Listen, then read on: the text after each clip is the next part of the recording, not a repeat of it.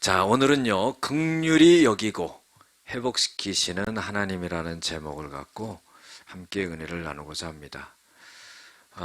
제가 지난주에 살아갈 날들을 위한 공부라는 그 톨스토이 책을 좀 읽었어요. 그런데 얇은 책입니다. 그런데 이 책은 톨스토이가 그 말년에 소설 쓰기를 금하고 이제 마지막으로 삶을 정리하면서 쓴 책이에요. 그래서 죽기 전 2년 전에 완성한 책인데 그냥 간단한 글로 써 있는데 아주 굉장한 교훈을 줍니다. 순수한 마음이라는 그런 제목의 글인데 한번 들어보시기 바랍니다. 우리에게 필요한 것은 단 하나, 분노와 미움, 짜증과 적대감이 없는 순수한 마음이다. 누군가에게 적대감을 느낀다면 상대방의 내면에 대해 생각하라. 자기 자신에 대해서 혹은 자신의 정당함을 생각하지 말라. 고요한 내면의 생각을 통해 상대방의 선함을 찾아보라. 그리고 사람들과 어울릴 때는 가능한 한 공통점을 많이 발견하라. 누군가에게 화내는 일을 그치고 평화와 용서와 사랑을 되찾으려면 자신과 그 사람의 공통된 죄를 기억하라. 그랬어요. 여기서 공통된 죄를 기억하라 하는 것은 서로의 잘못을 생각해 봐라 하는 겁니다. 하나 더 읽어드려요. 최고의 행동이라는 그런 글인데요. 인생은 죄와 유혹과 편견에 빠지지 않기 위한 투쟁이다. 사람을 괴롭히는 5가지 큰 죄악이 있다. 과식, 나태, 정욕, 분노, 오만이다. 분노를 이겨내고 자신에게 상처를 입힌 사람을 용서하며 친절히 대하는 것은 인간이 할 수 있는 최고의 행동이다. 여러분들, 톨스토이가 기독교인입니다. 아무리 많은 작품을 썼다 할지라도요, 그 안에 그리스도가 없으면 이런 말이 나올 수가 없습니다. 여러분들, 우리는요, 우리의 생각과 마음을 잘 지켜낼 수 있는 사람이 돼야 됩니다. 우리가 육신적으로 암이 걸리면은 병원에 쫓아다니면서 그 암덩어리를 도려냅니다. 그런데 우리의 생각과 마음 속에 있는 암덩어리는 알지도 못하고요, 안다 할지라도 도려낼 생각도 안 하는 거예요.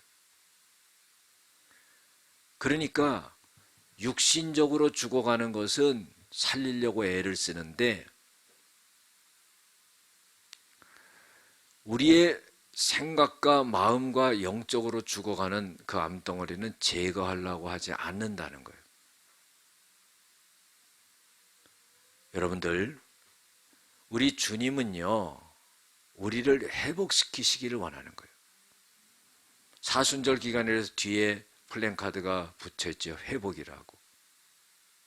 우리에게 주는 메시지가 굉장히 큽니다. 오늘 말씀의 제목도 회복입니다.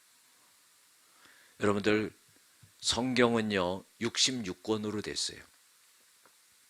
구약이 39권이고 신약이 27권입니다. 그런데 이사야서가 성경의 축소판이라고 그래요. 이사야서가 66장으로 됐습니다. 그런데요, 1장부터 39장이 성경의 구약과 같고 40장부터 66장까지 27권이 신약과 같아요. 성경의 구약은 딱 하나로 말하면요, 뭘 말해주냐면 심판한다는 거예요. 죄를 진 것에 대해서 심판하겠다는 거예요. 신약은 뭐냐? 하나님이 용서하시고 구원하시겠다는 거예요. 여러분들, 구약의 심판과 신약의 용서와 회복이라는 것이요, 그냥 되어지는 겁니까? 절대 그냥 되어지는 게 아니에요. 어떻게 되는 겁니까? 구약과 신약 사이에 예수님이 계신 거예요.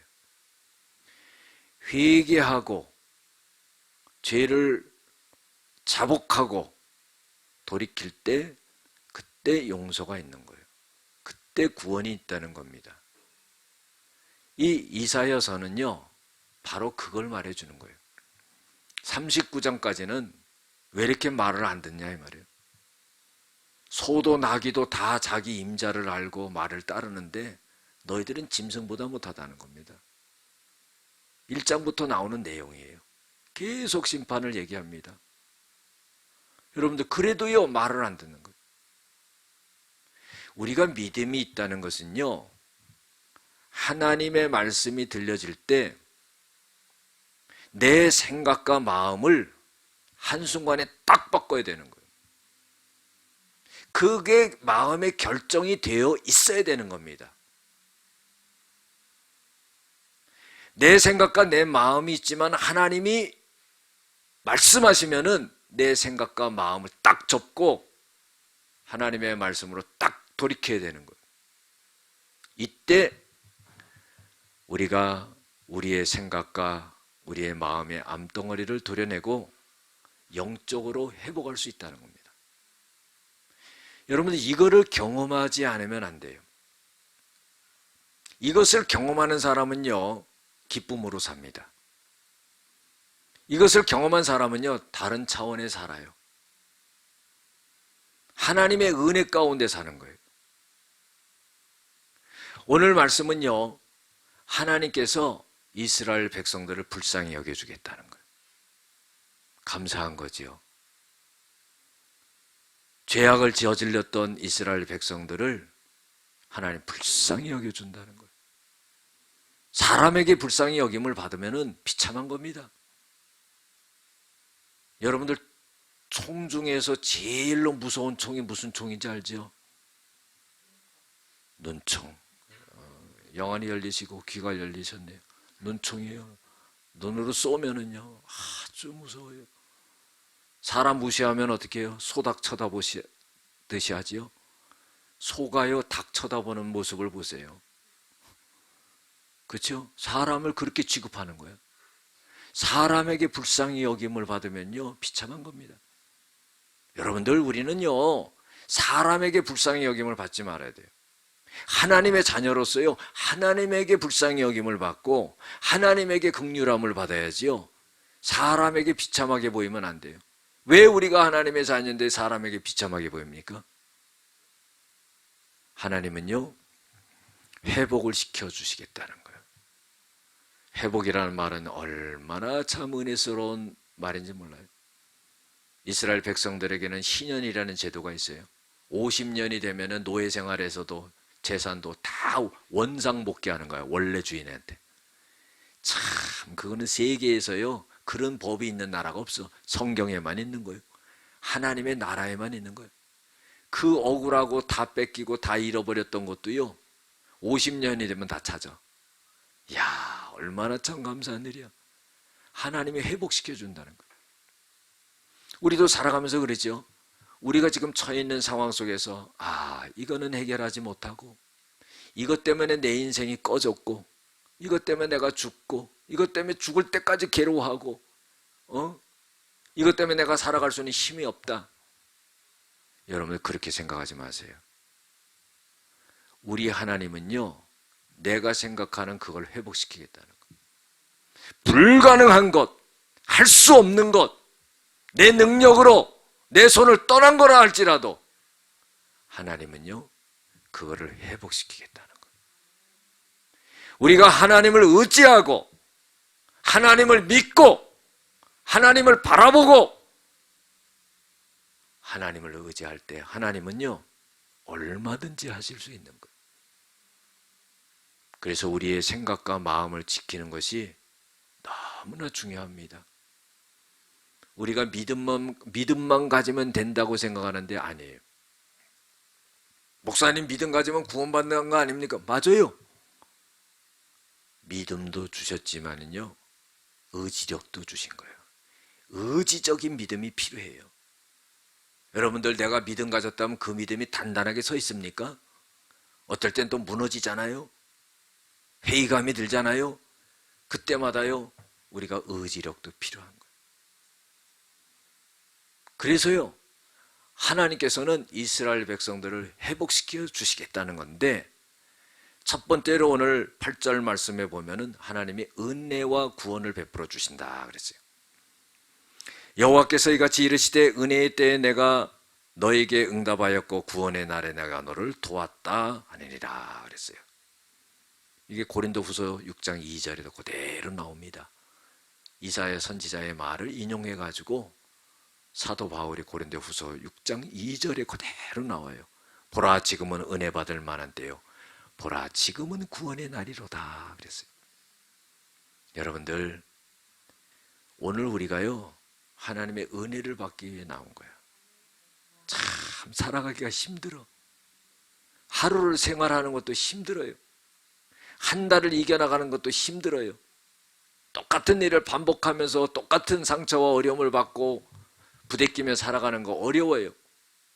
그러나 여러분들, 하나님이 은혜를 베풀어 주시면은 그 모든 것을 극복할 수 있다는 거예요. 똑같은 어려움이에요. 똑같은 문제예요. 똑같은 상황이에요. 나는 더 이상 견딜 수가 없어요. 그러나 하나님이 함께 하시면 그것을 극복할 수 있게 하신다는 거예요. 그거를 믿는 것이 하나님의 기적을 체험하는 거예요.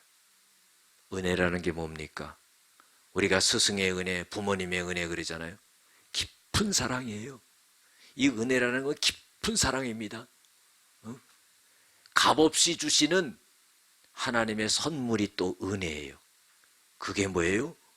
하나님이 믿음을 주시고, 하나님이 사랑을 주시고, 하나님이 구원을 주신다는 거예요. 얼마나 큰 놀라운 일인지 모릅니다.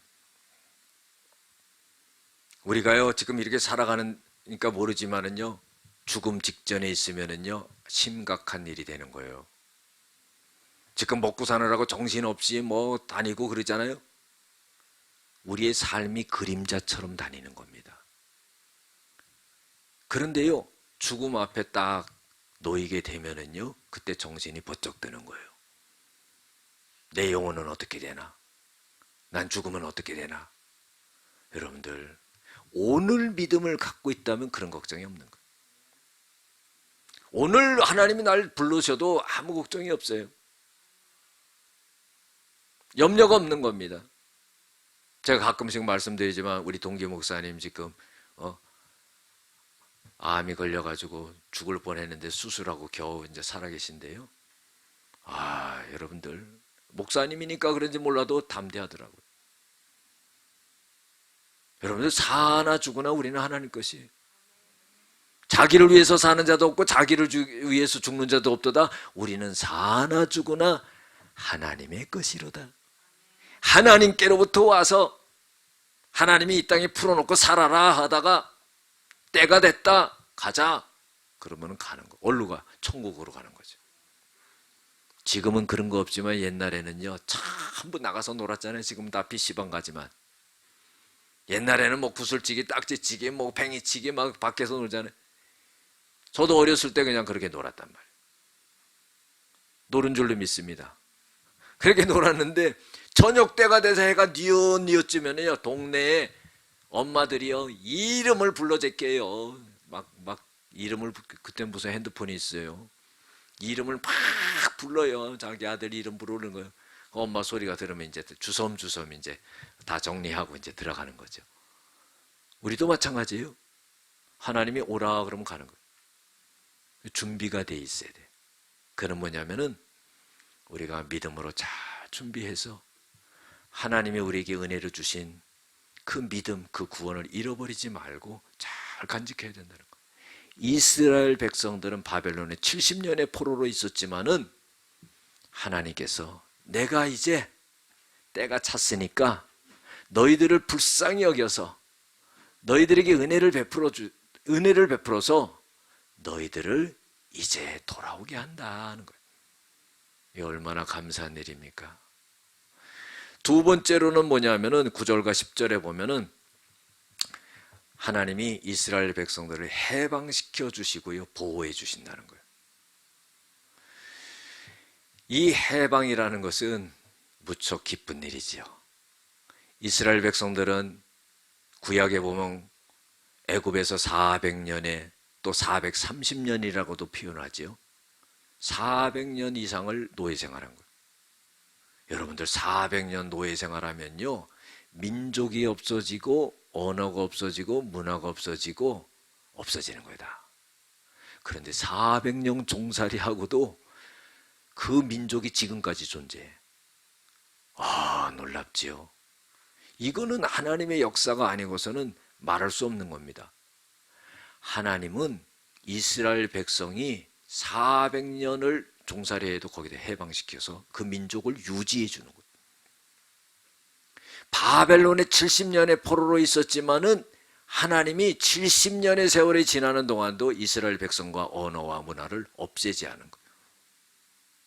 거기서 해방시키는 거예요. 그리고 하나님은 뭐예요? 보호해 주겠다 그런 거예요. 저는요, 인터넷에도 어떤 사진을 하나 봤는데 감격스럽더라고. 그 사진 작가들도 참 대단해요. 어떤 그런 장면들을 딱 찍었는데 그냥 딱 보면요, 감동이 딱 되는 거야. 그걸 제가 말해드릴게요. 궁금하죠?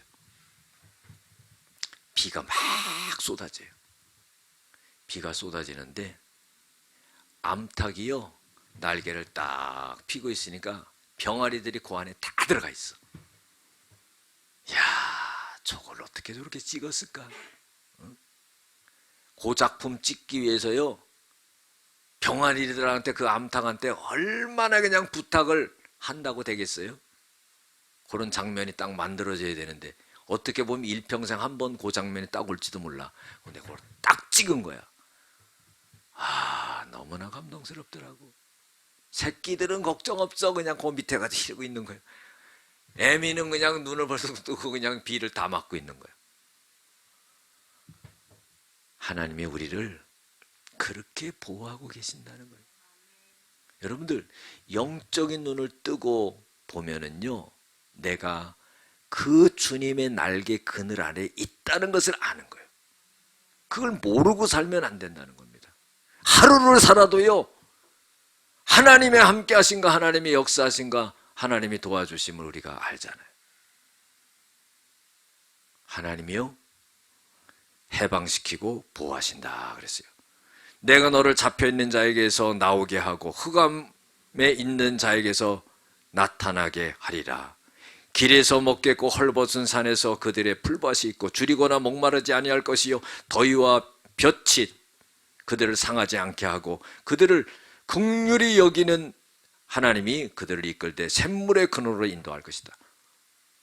단지 해방이 돼가지고 돌아오는데 어디가 길인지 어디가 물이 있는지 무슨 음식을 갖다가 저장해 놓은 것도 아니고 걱정하지 마라 이 말이에요. 여러분들, 우리가 돈을 쓰는 것도 그래요. 돈이 나가면 걱정이 되는 거예요. 없어지니까. 그렇죠?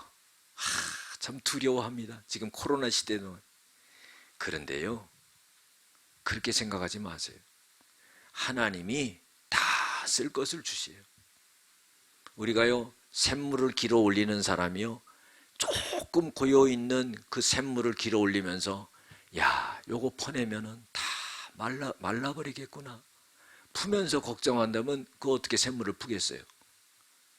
샘물 푸는 사람이 걱정 안 합니다. 푸면 또 나오니까.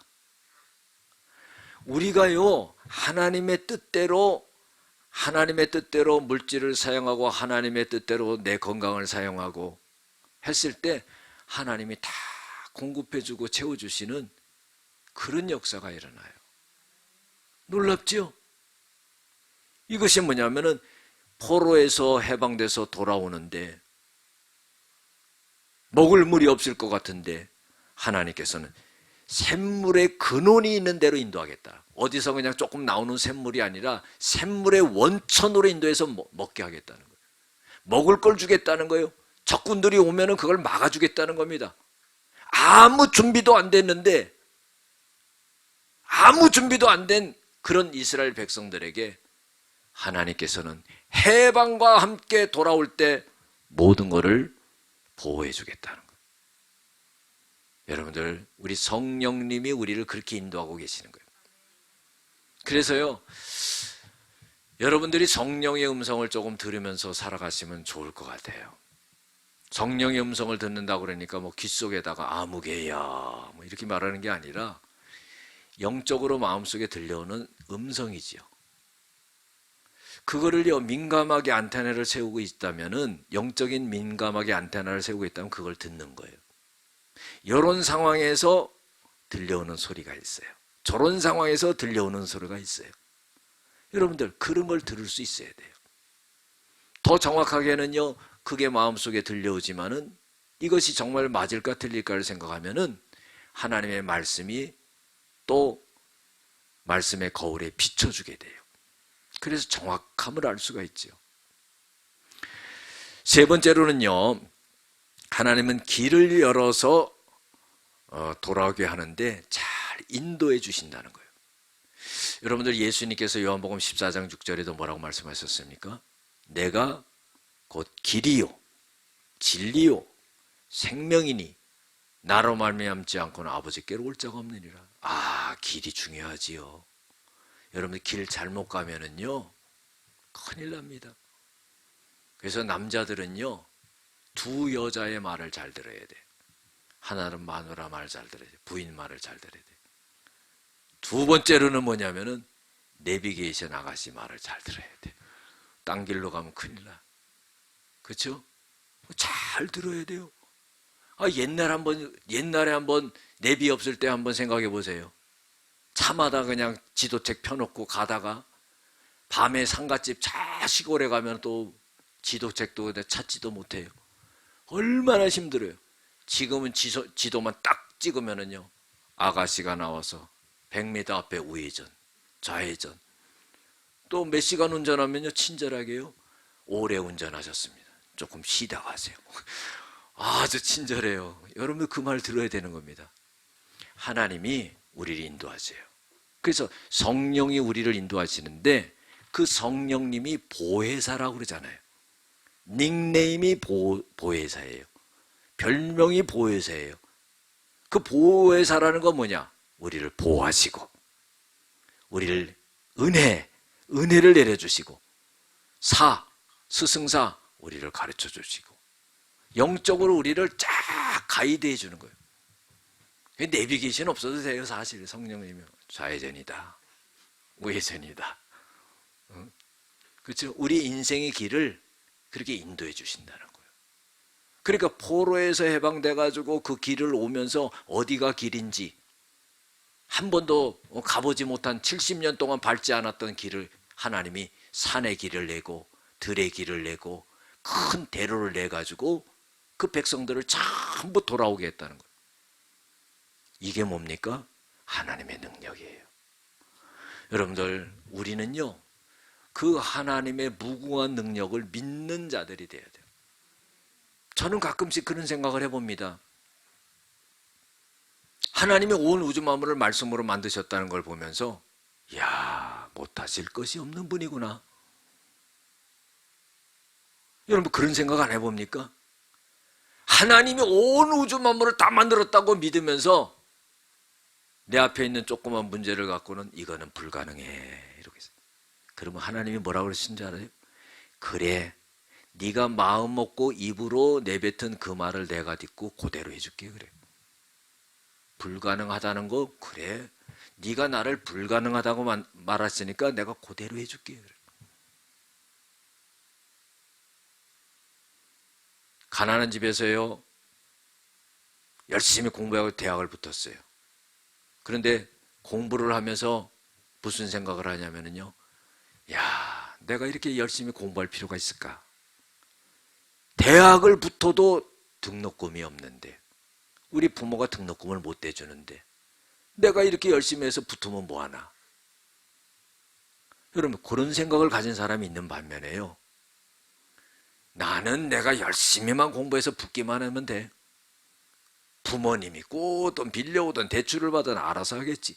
요게 믿음이에요. 그래서 우리는요, 모든 거를 맡겨라 이 말이에요. 네? 교회 오면은 모든 것을 맡기고 가야지요. 보따리 갖고 왔다가 또 갈 때는 죄짐도 다시 꾸려가지고 지고 가고, 문제도 다 맡겼다가 또 문제도 다 주섬주섬 꾸려가지고 이고 가고, 평생 그렇게 사는 인생이 되는 거예요. 너의 염려를 다 주께 맡겨버려라. 내가 너를 돌보아 주심이라.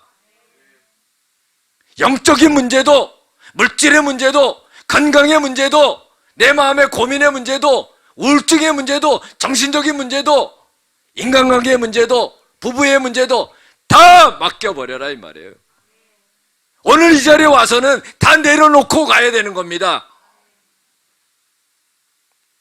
또 꾸려가시는 분이 있으면 그냥 알아서 해요. 다 내려놓고 가는 거예요. 그래서 교회 문 딱 나갈 때요, 날개를 다른 것 같아야 돼요.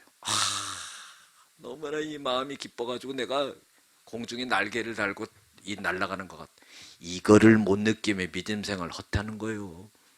코로나 시대에 뭐 그냥 교회 나오기도 힘들고 어려운데 왜 나와가지고 그냥 그럽니까?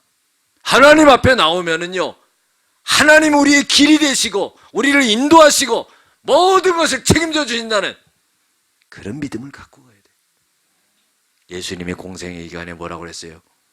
병자를 고쳐주고 문제를 해결해주고 할 때 네 믿음대로 될지어다 그랬어요. 네가 믿는 대로 된다는 거예요. 네가 말하는 대로 된다는 거예요.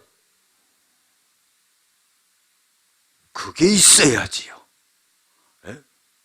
오늘 결정해야 되는 겁니다. 오늘 죽을 때까지 어떻게 신앙생활 할 거예요? 평생 우왕좌왕하면서 신앙생활 할 거예요? 여러분들, 하나님이 살아계신 것이 확실하고 우리가 하나님의 자녀가 된 것이 확실하면은요, 딱 믿는 믿음이 있어야 돼요. 하나님이 뭐라고 말씀하셔도 딱 믿는 믿음이 있어야 돼요.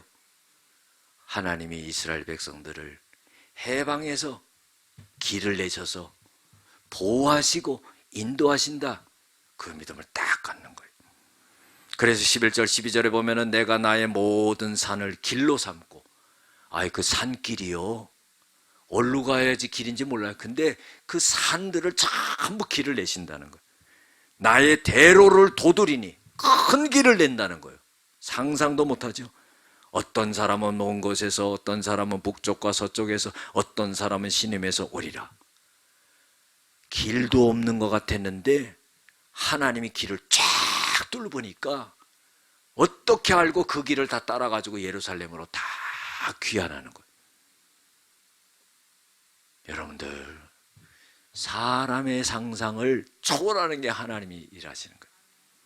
우리의 생각보다 높으신 분이 하나님이에요.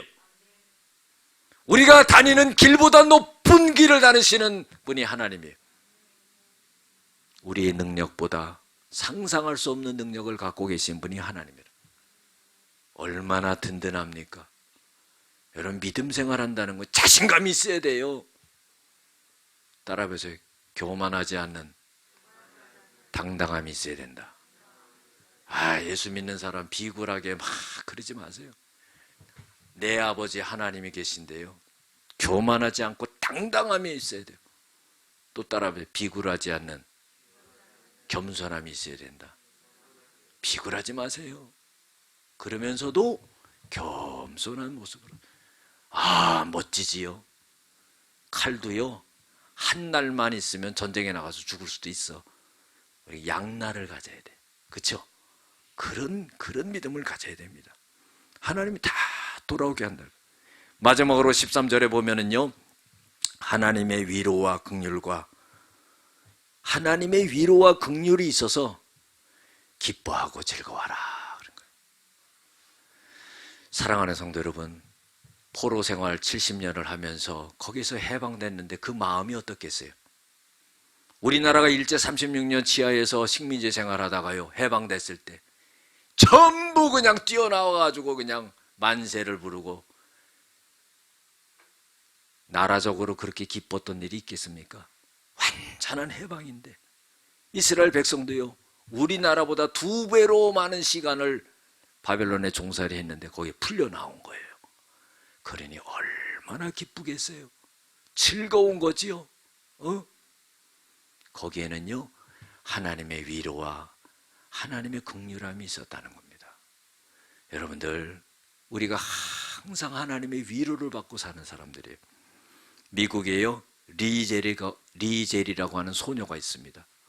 그런데 이 소녀가요, 어렸을 때 성폭행을 당한 거야. 성폭행을 당하는데 아이고, 임신이 됐네요. 아이를 낳았어요. 그 아이를 기를 수 있는 능력이 안 돼. 그래 입양을 시켰습니다.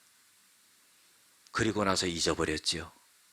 그런데요, 이 소녀의 마음속에는 그 아이가 늘 마음에 걸리지요. 그리고 자기를 성폭행한 사람을 계속 잊지 않고 미워하고 저주하는 겁니다. 26년이 지나는데 자기 딸이 전화가 온 거예요. 이 딸은요, 좋은 양부모 밑에서 교육을 받고 대학을 나오고 좋은 사람 만나서 결혼했어요. 행복한 가정을 이룬 겁니다. 그리고는 생각을 한 거예요. 나를 낳아준 어머니가 누굴까? 어떤 상황과 형편에서 그랬을까? 안타까워하는 거예요. 그러면서 수소문해가지고 전화번호를 알아가지고 전화를 딱 한 겁니다. 전화를 했는데요, 이 딸이 뭐라고 말을 하냐면은, 그래서 이 소녀는 그리고 나서 너무나 괴로워서 뭘 했냐면은 신학을 공부해서 목사가 됐어요. 그래서 목사가 된 어머니한테 전화가 온 거야. 전화가 왔는데 이런 말을 합니다. 어머니, 나는 행복하게 너무 잘 살고 있습니다. 어머니, 예수 믿고 구원받으세요. 그런 거예요. 엄마는 목사가 됐는데, 그렇죠? 그때에 이 어머니 목사님이요, 마음에 하나님으로부터 위로를 받은 거야. 그래서 이 딸을 위해서 늘 가슴 아파했는데요, 하나님이 그 순간에 그 마음을 전부 풀어주신 거야. 그리고요, 자기를 성폭행했던 그 사람을 저주하고 미워하고 했는데 하나님이 눈 녹듯이 싹 씻어준 거예요. 이게 어떻게 사람의 힘으로 될 수 있겠어요? 하나님의 위로가 있어야 된다는 거예요. 여러분들, 이스라엘 백성들을 하나님이 위로해 주셨어요. 우리도 하루하루 살아가면서 많은 일이 있지만은 하나님의 위로가 단비처럼 내려오는 거예요. 그래서요, 고린도후서 1장 3절에서 4절에 보면은요, 찬송하리로다. 그는 위로의 하나님이시요 자비의 하나님이시로다. 우리를 모든 환난에서 위로하시고, 또 우리가 하나님께로부터 받은 그 위로로서 위로를 받아야 될 모든 사람을 위로하게 하시는도다. 멋지지요, 여러분들? 내가 위로할 수 있는 힘이 있어야지. 나도 위로받기도 급급한 사람인데 내가 무슨 위로를 해. 그런데요, 하나님이 나를 충만하게 위로를 해주시는 거예요. 하나님께로부터 받은 위로가 넘치기 때문에요, 그 위로의 은혜가 넘쳐서 어려움 중에 있는 사람을 위로해 준다는 거예요. 할렐루야. 여러분들, 그런 사람이 돼야 돼요. 하나님의 긍휼함을 받고 하나님께로 돌아오면은 하나님이 긍휼히 여겨 주시리라 그랬어요. 이사야서 55장 7절에도 하나님께 돌아오면은 하나님이 널리 용서해 주시리라 그랬어요. 자비의 하나님이시요. 그래서 하나님을 기뻐하며 찬양하라 그랬어요. 이사야 43장 21절에도요, 하나님이 내 백성을 내가 지었는데 나를 찬송하게 하기 위해서 내 백성을 지었다 그랬어요. 오늘도 예배 전에 얼마나 예배드리면서 은혜가 됩니까? 찬양이 쫙 올라가니까 저는 오늘 설교도 그냥 되는 것 같아요. 할렐루야. 찬양이 되니까 막 은혜가 넘치고요. 이 찬양하는 자로서 우리를 하나님이 택해 주셨다는 것은 너무나 기쁜 일이에요. 그렇죠? 하나님을 찬양하라는. 그 다음에 뭐예요? 이스라엘 백성들을 보고 기뻐하라 이 말이에요. 70년을 고난당하고 노예 생활하고 괴롭고 막 했던 걸 잊어버려라 이 말. 여러분들 잊어버릴 거는 잊어버려야 돼요. 그거 뭐 생각해서 뭐예요? 좋은 거 하나도 안 나오는데 그냥 딱 잊어버리는 거예요.